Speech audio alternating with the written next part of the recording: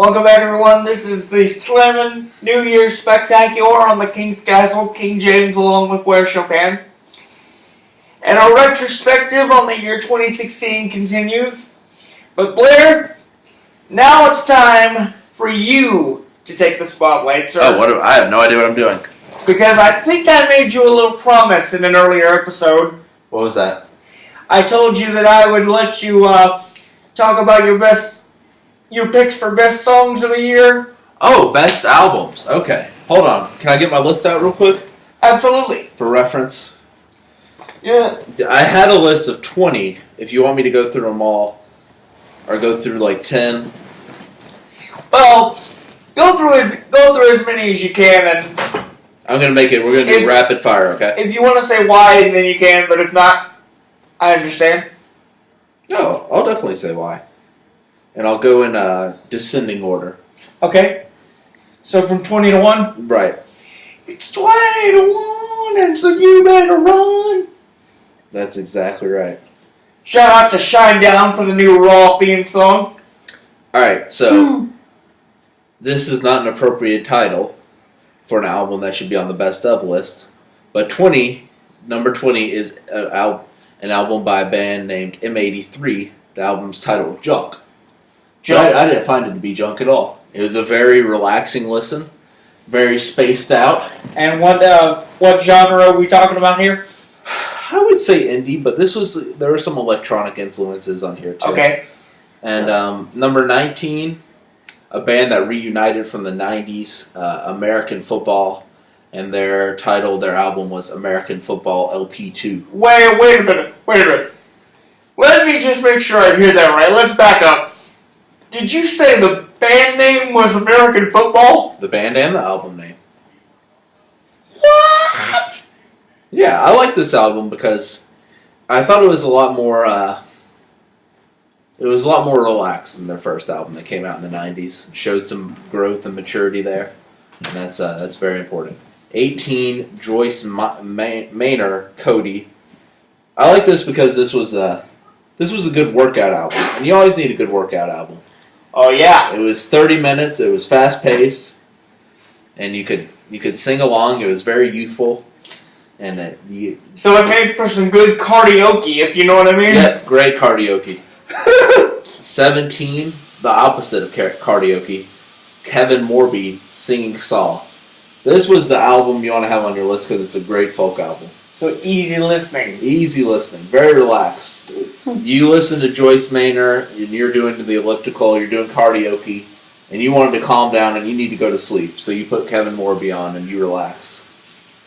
Sturgill Simpson, who's nominated for a Grammy, is number 16, from Kentucky, A Sailor's Guide to Earth. Now this album's going to be remembered for his Nirvana cover, most likely, which was gorgeous. Did he do Smells Like Teen Spirit? He did In Bloom, and it's fantastic. I never thought In Bloom could be made into a country song, but the rest of the album is great as well. Interesting. 15, Explosions in the Sky, The Wilderness. I've always been a huge Explosions in the Sky fan. They did the soundtrack to Friday Night Lights. That's what they're famous for. And they're because I'm familiar with the show, but I never watched it. Yeah, the show and the movie played a large part in the soundtrack. Wow. So they've always made very good music, but they've slipped in quality lately. They're all instrumentals, so it's a little dip in quality lately. But all instrumentals, James. But it doesn't mean you think there's anything wrong with instrumentals, right? I don't at all. It's not usually my thing, but I've always loved this band, and The Wilderness was a great return to form for them. 14, an album that everyone has usually in their top 5. Mm-hmm. But it's 14 for me. Angel Olsen, My Woman. Now, Angel is a good album. I don't think it's as good as some people think. Mm-hmm. But the song Shut Up, Kiss Me is great. It's so catchy. Wow. Shut up, kiss me, hold me tight. How much you want to bet she stole that line from Vince McMahon? I would bet a lot of money on that. I don't know if she knows who Vince McMahon is. But I'll email her and ask. But My Woman is a good album. 13, The Hotelier, Goodness. Now, this was a tough album for them because, and I thought they handled it well. They released an album that most people within the pop punk genre 2 years ago they thought that album they released was a classic. Mm-hmm. And it's always very tough to follow up such a critically acclaimed work. And I thought this album, it showed some growth for them. It wasn't as good as that album, but I mean, it was still very dang good. 12, an album that surprised me with how good it was Band of Horses, Why Are You Okay?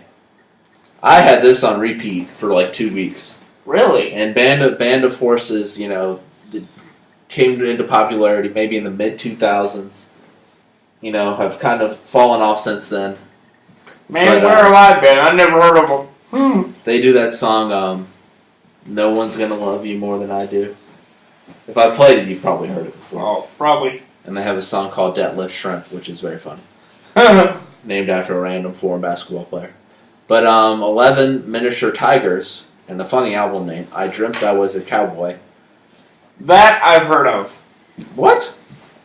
I've heard that title. I Dreamt I Was a Cowboy. Well, maybe from something else. But this one has like 2 or 3 songs that I can just listen to and start dancing, and they're very catchy. And wow. Yeah, it's just a fun album. Number 10, album that's not as fun, but still very good. It's a Jess Sue and Sun Kill Moon collaborative album. Now, this continues Sun Kill Moon's streak. He's a very interesting songwriter.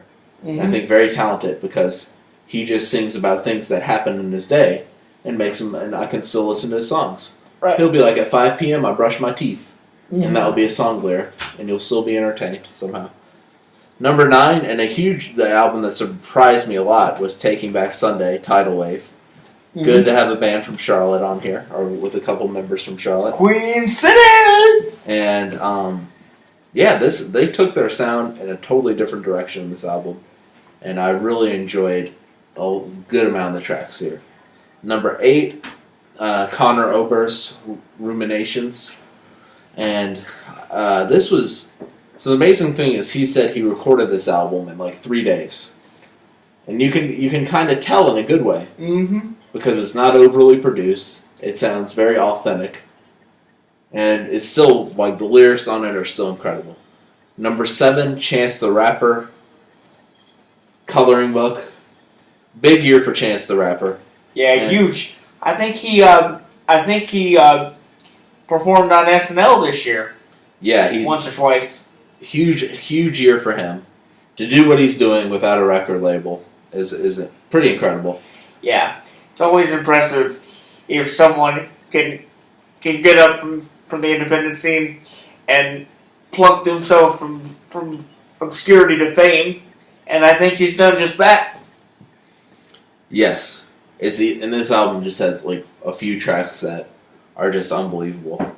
6, Nick Cave and the Bad Seeds, Skeleton Tree, an album that is just one of the more beautiful, yet one of the more depressing records I've listened to in my life. Beautiful but depressing. Yeah. Why do you say that? I mean, the music on it is gorgeous, but it's just... It's tough. tough. You want to tear up? It's tough to get through. It's about his 15-year-old son who died, unfortunately. Fell off a mountain when he was on drugs or something. Very tragic. So it's a tough one to get through, but it's a beautiful record. Number 5, Oakville River. I don't know if I pronounced that correct. Away, another album. This band has been like a hard rock band for their entire existence, with some punk influences thrown in. And they just completely changed their sound and made like an album that I thought was very beautiful, very spaced out. And I liked it. Number 4, going to surprise you. Kanye West, The Life of Pablo. What? And I was genuinely shocked by how much I like this album. No, I gotta say something just off the record here. I respect Kanye as a singer and as a performer, but as an individual, I admit over the past few years he's made some pretty crazy decisions and he's done some pretty crazy things. He has. So, definitely. Kanye, with all due respect, my man, the King says in 2017, you better clean your act up. Well, also, I hope Kanye's okay because mental health is a tricky thing. And if he really had a mental health breakdown, God bless him. All prayers for him. But, I mean, Ultralight Beam is just like one of the more incredible songs he's ever made. If you haven't heard that one, James, I'll play it for you. Because it's honestly, beautiful. I've never heard that one. I think his two best or his three best that I've heard are Stronger, Love Lockdown, and Heartless. Come on. Not necessarily in that order. Yeah, he's got a lot of great songs. He's a very talented artist. Sometimes the craziness, the more unstable you are mentally or physically, that just blends into your music and it helps your art. But I pray for Kanye that whatever he's looking for, he finds. We don't want anyone we don't want anyone to be mentally not there. Right. 3 local natives, Sunlit Youth. This is just such a fun album to listen to. The guy's got such a great voice. I saw this band live and I was flabbergasted. Where did you see them? In the Fillmore in Charlotte, and wow, they were incredible. And this is an incredible album. More of a poppy sound from them, but the choruses on here are huge. They remind me a lot of. This album to me sounded like a Fun album, the band Fun.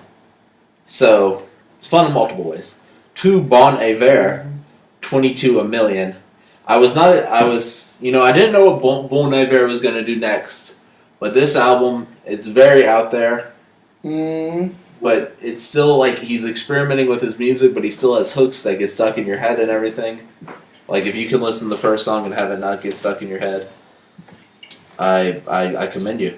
And number 1, of course, Radiohead, A Mood Shaped Pool, which is a very predictable number 1 for me. Probably my most listened to album of the year. I thought this album, they kind of found their sweet spot, mixing the sounds of their previous albums, and I thought it was very good. That doesn't surprise me because I think you promoted them quite a bit on this show during our What's Hot segment this year. Absolutely. So that's my list of the best music albums. Well, thank you very, very much, Mr. Chopin, and by the way, if you agree or disagree with Blair's list, please let us know in the comments. We'd love to hear what you think. But when we come back, our retrospective on the year continues, so stay right there. That was a lot of talking.